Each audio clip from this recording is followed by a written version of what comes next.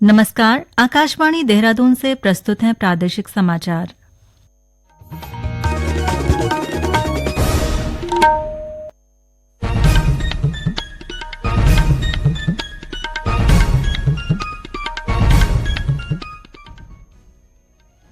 पहले मुख्य समाचार। प्रधानमंत्री नरेंद्र मोदी ने तमिलनाडु के कोयम्बटूर में 9 करोड़ किसानों को 18,000 करोड़ रुपए से अधिक की पीएम किसान योजना की 21वीं किस्त जारी की। मुख्यमंत्री पुष्कर सिंह धामी ने राज्य के दोनों मंडलों में एक आध्यात्मिक आर्थिक क्षेत्र की स्थापना के लिए विस्तृत कार्ययोजना शीघ्र तैयार करने के निर्देश दिए। केंद्र ने उत्तराखंड को खनन के क्षेत्रों में सुधार कार्यों पर फिर से दी 100 करोड़ रुपए की प्रोत्साहन राशि।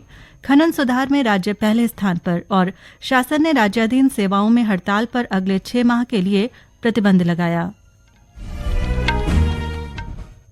प्रादेशिक समाचार के साथ मैं आशा भट्ट और अब समाचार विस्तार से। प्रधानमंत्री नरेंद्र मोदी ने आज तमिलनाडु के कोयम्बटूर में देश भर के 9 करोड़ किसानों को सहायता प्रदान करने के लिए 18,000 करोड़ रुपए से अधिक की पीएम किसान योजना की 21वीं किस्त जारी की। प्रधानमंत्री ने आज कोयम्बटूर में दक्षिण भारत प्राकृतिक कृषि शिखर सम्मेलन का उद्घाटन किया। इस अवसर पर श्री मोदी ने कहा कि पिछले 11 वर्षों में देश के संपूर्ण कृषि क्षेत्र में व्यापक परिवर्तन हुआ है। बीते 11 वर्षों में देश के पूरे कृषि सेक्टर में बहुत बड़ा परिवर्तन हुआ है। हमारा एग्रीकल्चरल एक्सपोर्ट करीब 2 गुना हुआ है। खेती को आधुनिक बनाने के लिए सरकार ने किसानों को मदद देने का हर रास्ता खोला है।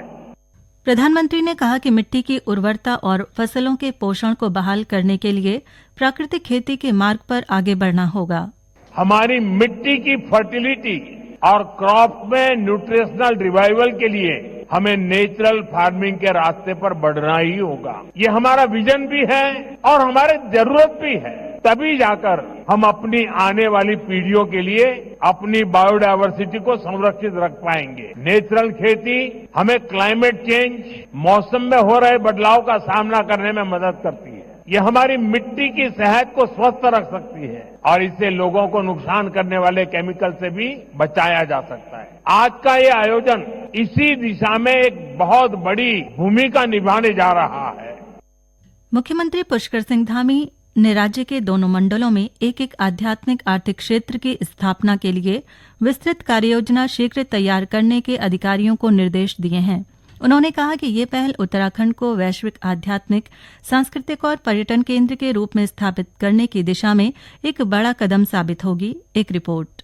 आज मुख्यमंत्री आवास में आयोजित उच्च स्तरीय बैठक में श्री धामी ने कहा कि इस परियोजना के तहत धार्मिक, सांस्कृतिक और प्राकृतिक धरोहरों के संरक्षण के साथ ही तीर्थ स्थलों व उसके आसपास के क्षेत्रों का समग्र विकास किया जाना है। इससे स्थानीय युवाओं को रोजगार व स्वरोजगार के नए अवसर प्राप्त होंगे। वहीं राज्य की अर्थव्यवस्था को नई गति मिलेगी। उन्होंने अधिकारियों को इसी वित्तीय वर्ष में इस योजना का कार्य धरातल पर शुरू करने के निर्देश दिए। इसके तहत योग, ध्यान, आयुर्वेद, प्राकृतिक चिकित्सा, स्थानीय हस्तशिल्प, पर्वतीय उत्पादों और सांस्कृतिक आयोजनों को भी प्रोत्साहन दिया जाएगा। मुख्यमंत्री ने कहा कि इस पहल से राज्य का पर्यटन परिदृश्य और समृद्ध होगा तथा उत्तराखंड की पहचान आध्यात्मिक राजधानी के रूप में और मजबूत होगी। मुख्यमंत्री ने बैठक में शीतकालीन यात्रा व्यवस्थाओं को और अधिक सुदृढ़ करने पर भी बल दिया। उन्होंने कहा कि राज्य की शीतकालीन स्थलों में बुनियादी सुविधाओं का विस्तार करते हुए वहाँ की यात्रा, आवास, परिवहन और सुरक्षा व्यवस्थाओं को मजबूत किया जाए ताकि अधिक से अधिक पर्यटक राज्य की प्राकृतिक और सांस्कृतिक विविधता का अनुभव कर सकें। आकाशवाणी देहरादून के लिए समाचार कक्ष से रविंद्र सिंह। केंद्र सरकार की वाइब्रेंट विलेज योजना के तहत प्रदेश में चीन और नेपाल सीमा से सटे 91 गांवों का चयन किया गया है। इनमें चीन सीमा से सटे 51 गांव और नेपाल सीमा के 40 गांव शामिल हैं। योजना का उद्देश्य इन दुर्गम सीमांत गांवों को मॉडल विलेज के रूप में विकसित कर वहां के नागरिकों को बेहतर जीवन स्तर, सुविधा और रोजगार के अवसर उपलब्ध कराना है। आज देहरादून में ग्राम्य विकास मंत्री गणेश जोशी ने ग्राम्य विकास आयुक्त से वाइब्रेंट विलेज योजना की प्रगति रिपोर्ट विस्तृत रूप से प्राप्त की। श्री जोशी ने योजना के प्रभावी क्रियान्वयन, व्यापक प्रचार प्रसार और समयबद्ध कार्यवाही के निर्देश देते हुए सीमांत गांवों के समग्र विकास पर जोर दिया। उन्होंने बताया कि सीमांत क्षेत्रों में बुनियादी ढांचे के सुदृढ़ीकरण, आजीविका सृजन और आबादी को रोकने के उद्देश्य से वाइब्रेंट विलेज योजना के तहत राज्य के 91 गांवों का चयन किया गया है। उन्होंने कहा कि ये योजना प्रदेश के दूरस्थ गांवों में आधुनिक सुविधाएं, स्थायी आजीविका, कृषि, बागवानी, सुरक्षित वातावरण और पर्यटन आधारित अर्थव्यवस्था को बढ़ावा देगी। ये समाचार आकाशवाणी के देहरादून केंद्र से प्रसारित किए जा रहे हैं। ताजा समाचार के लिए आप हमारे सोशल मीडिया एक्स व Facebook page Akashvani news Uttarakhand को फॉलो कर सकते हैं। साथ ही ये समाचार हमारे YouTube channel Akashvani news Uttarakhand पर भी उपलब्ध हैं। केंद्रीय खान मंत्रालय ने वर्ष 2025-26 की विशेष सहायता योजना के तहत उत्तराखंड को माइनर मिनरल्स रिफॉर्म्स में 100 करोड़ रुपए की अतिरिक्त प्रोत्साहन राशि प्रदान की है। इससे पहले भी गत अक्टूबर माह में राज्य को SMRE रैंकिंग में दूसरा स्थान प्राप्त होने पर 100 करोड़ रुपए की प्रोत्साहन राशि मिल चुकी है। राज्य ने हाल के वर्षों में खनन सुधारों पर जोर देते हुए बेहतर नीतियां लागू करने के परिणाम स्वरूप उत्तराखंड ने खनन क्षेत्र में देश में पहला स्थान हासिल किया है। केंद्र द्वारा बताया गया है कि राज्य ने खनन क्षेत्र से जुड़ी अधिकांश सुधारात्मक कार्यवाही को समय पर और प्रभावी ढंग से लागू किया है। खासतौर पर माइनर मिनरल्स रिफॉर्म से संबंधित 7 में से 6 प्रमुख सुधारों के मानकों को सफलतापूर्वक पूरा किया गया, जिससे राज्य ने पहला स्थान प्राप्त किया है। केंद्र सरकार ने अपनी समीक्षा रिपोर्ट में स्वीकार किया है कि उत्तराखंड खनन क्षेत्र में लगातार प्रगति कर रहा है और सुधारों को तेजी से लागू कर रहा है। इसी प्रदर्शन को देखते हुए केंद्र ने वित्त मंत्रालय से राज्य को 100 करोड़ रुपए की अतिरिक्त राशि का आदेश जारी किया है। मुख्यमंत्री पुष्कर सिंह धामी ने कहा है कि प्रदेश में खनन क्षेत्र में पारदर्शिता और जवाबदेही सुनिश्चित करने के लिए ई-नीलामी प्रणाली, सैटेलाइट आधारित निगरानी जैसे कई कदम उठाए गए हैं, जिसके सकारात्मक परिणाम नजर आने लगे हैं।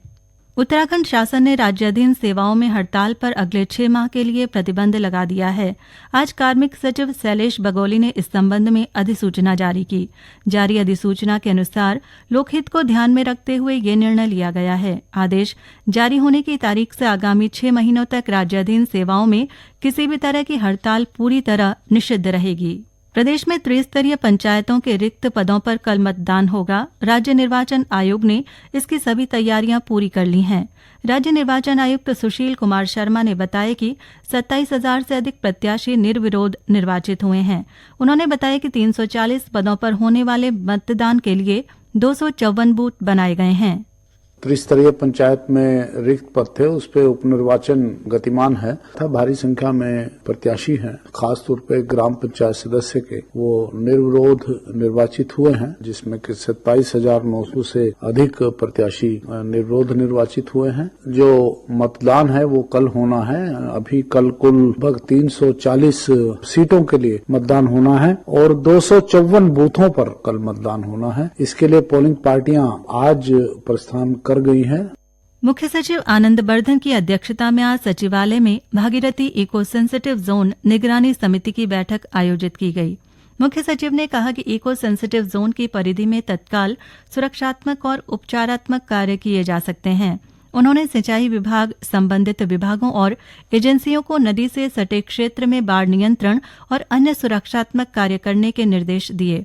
मुख्य सचिव ने गैर कृषि और व्यावसायिक गतिविधियों की अनुमति के बारे में उत्तरकाशी के जिलाधिकारी और संबंधित अधिकारियों को इस संबंध में जोनल मास्टर प्लान, पर्यावरण और जैव विविधता से जुड़े विभिन्न प्रावधानों का व्यापक अध्ययन करने के निर्देश दिए। अंत में मुख्य समाचार एक बार फिर। प्रधानमंत्री नरेंद्र मोदी ने तमिलनाडु के कोयम्बटूर में 9 करोड़ किसानों को 18,000 करोड़ रुपए से अधिक की पीएम किसान योजना की 21वीं किस्त जारी की। मुख्यमंत्री पुष्कर सिंह धामी ने राज्य के दोनों मंडलों में एक आध्यात्मिक आर्थिक क्षेत्र की स्थापना के लिए विस्तृत कार्ययोजना शीघ्र तैयार करने के निर्देश दिए। केंद्र ने उत्तराखंड को खनन के क्षेत्रों में सुधार कार्यों पर फिर से दी 100 करोड़ रुपए की प्रोत्साहन राशि। खनन सुधार में राज्य पहले स्थान पर और शासन ने राज्याधीन सेवाओं में हड़ताल पर अगले 6 माह के लिए प्रतिबंध लगाया। इसके साथ ही प्रादेशिक समाचार का ये अंक समाप्त हुआ। नमस्कार।